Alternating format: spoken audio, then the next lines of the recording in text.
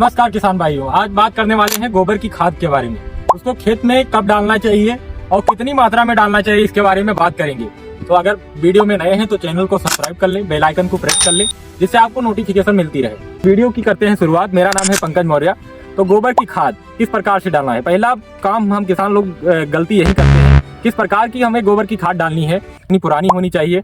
कुछ किसान भाई हमारे गलती करते रहते हैं कि गोबर की खाद जो होती है, जो सड़ी नहीं होती है, नई ही गोबर की खाद, मतलब 1 मंथ हुआ गोबर की खाद खेत में डाल दिए, तो उससे फसलों को प्रॉफिट नहीं होता है। जो फसल आप लगा रहे हैं उसको घाटा ही होता है, क्योंकि वो उस समय जो होती है इतना गर्मी पैदा करती है खेत में, जिससे अगर अगली फसल आप लगा रहे हैं तो वो पूरी तरह से लॉस चली जाती है।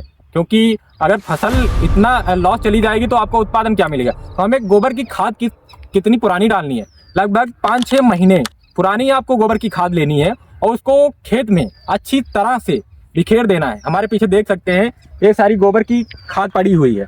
मई भी डाल सकते हैं, इसमें मई भी यूज करते हैं।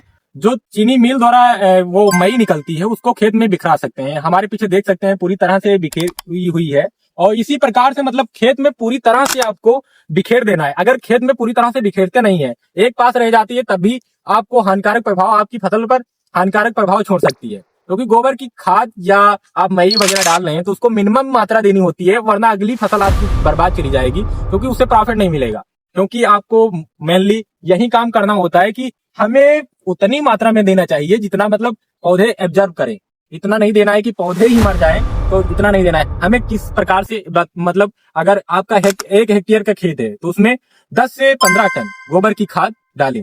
10 से 15 टन गोबर की खाद डालें और उसको अच्छी तरह से बिखेर दें, जिस तरह से हमारे खेत में बिखेरी हुई है।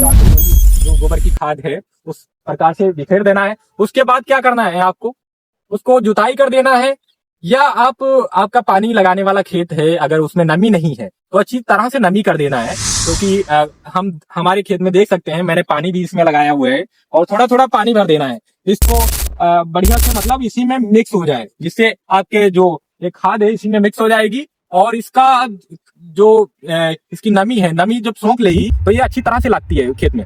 तो ये काम करना है, तो हमारी अगली फसल जो इसमें लगाएंगे तो अच्छे से ग्रोथ करेंगे, पौधे अच्छे से ग्रोथ करेंगे। तो ये काम होता है। तो हम गोबर की खाद से प्रॉफिट क्या होता है, अब आपको बताते हैं क्या प्रॉफिट होता है गोबर की खाद। तो ये गोबर की खाद जो देख रहे हैं आपको, इस तरह से पूरी जब ये बिखर जाती है सही से, इस प्रकार से फूट जाती है, इसको अब जुताई करेंगे आप, उसके बाद ये बढ़िया मिक्स हो जाती है इसी में। तो ये जो होती है आपकी जमीन जो है, ये इसको अच्छी तरह से पोल बनाती है, अंदर से पोल बनाती है, जिसके कारण जो होता है आपका वायु संचार होता है तो अच्छा होता है, जिससे पौधा को वायु एब्जॉर्ब करने में आसानी मिलती है और आपकी फसल लहलहाती है, बहुत अच्छी ग्रोथ देती है और उत्पादन भी बढ़ता है।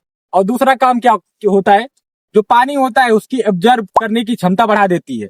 आपको पानी लगाते हैं तो आपका पानी जो होता है आपके जड़ के रूट के पास पहुंचता है, तो अच्छे से फसल जो होती है उसको एब्जॉर्ब करती है, जिससे आपका पौधा होता है, जड़ विकास अच्छी होती है और उसको जड़ विकास अच्छी होती है तो आपका उत्पादन बढ़ता है। दूसरा प्रॉफिट इसमें क्या होता है, आपका जो होती है सूक्ष्म जीवों की संख्या बढ़ा देती है। जब सूक्ष्म जीवों की संख्या बढ़ जाती है तो जो होते हैं मिट्टी को अच्छी से भुरभुरा करते हैं। जब मिट्टी भुरभुरी हो जाती है तो जड़ विकास तथा पानी की एब्जॉर्ब करने की क्षमता को बढ़ा देता है और आपकी फसल जो होती है बहुत अच्छे से ग्रोथ करती है। तो तीसरा काम ये हो सकता है, आप गोबर का चुनाव करते हैं खेत में तो आपकी मिट्टी को अगर रेतीली मिट्टी है तो उसको सघन बनाने का कार्य करता है, अगर चिकनी मिट्टी है तो उसको बिरल, मतलब उसको होती है उसको पोल जमीन में कन्वर्ट करता है, उसको मतलब उसका दूर दूर कणों का विकास करता है, जिससे आपका उत्पादन जो होती है जड़ विकास सही से होता है तो आपका उत्पादन भी बढ़ता है। और जो आपकी रेतीली मिट्टी होती है उसको सघन बनाता है।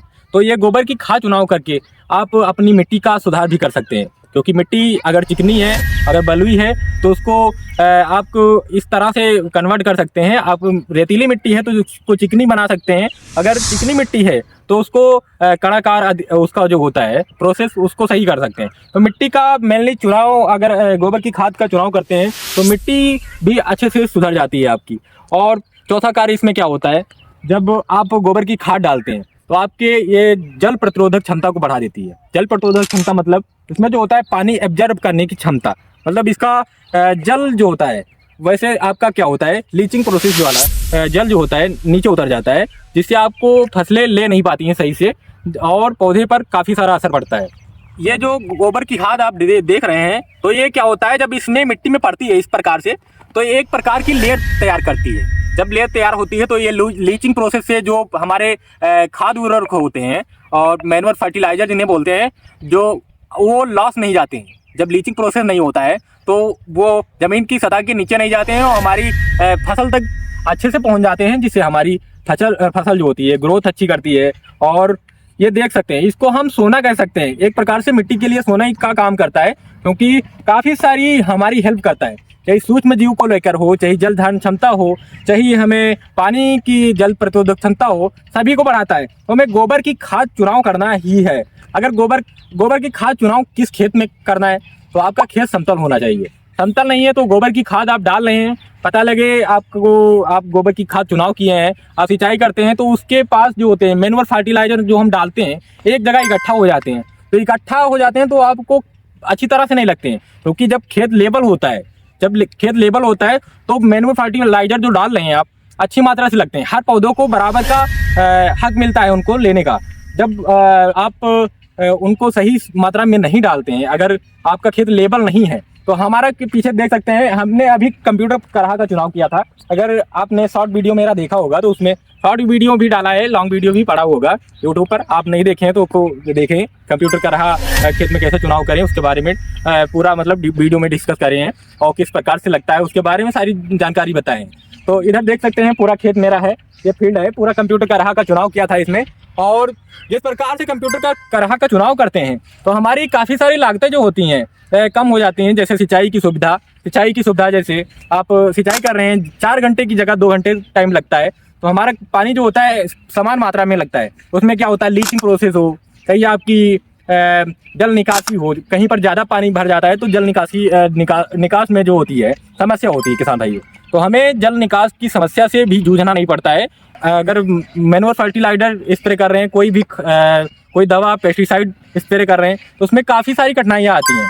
लेबलिंग खेत में जो होता है हमें कोई प्रकार की समस्या नहीं आती है। हम कोई अगर फर्टिगेशन दे रहे हैं, कोई ज़मीन में खाद पांच डाल रहे हैं, एक ही जगह इकट्ठा नहीं होती है, जिससे हमारा जो होता है पौधे का जड़ विकास, चाहे उसकी बाढ़ उत्पादन को लेकर कोई समस्या नहीं आती है। अगर गोबर की खाद का चुनाव करते हैं तो देख सकते हैं मेरे पीछे ये गेहूं की फसल लगी हुई है, और किस प्रकार से मतलब इसमें चाहे कल्ला फुटान हो, चाहे बाढ़ हो, चाहे इसमें अभी इसमें बाली आने का सीजन हो जाएगा, तो मतलब सभी प्रकार से मतलब होता है गोबर की खाद डालने से पूरा प्रॉफिट होता है। हमारे इधर देख सकते हैं, चाहे कल्ला फुटान को लेकर हो और चाहे बाढ़ को लेकर हो, चाहे इसकी ग्रीनरी को लेकर हो, देख सकते हैं पूरी समान मात्रा में फसल आपको दिखाई पड़ रही होगी।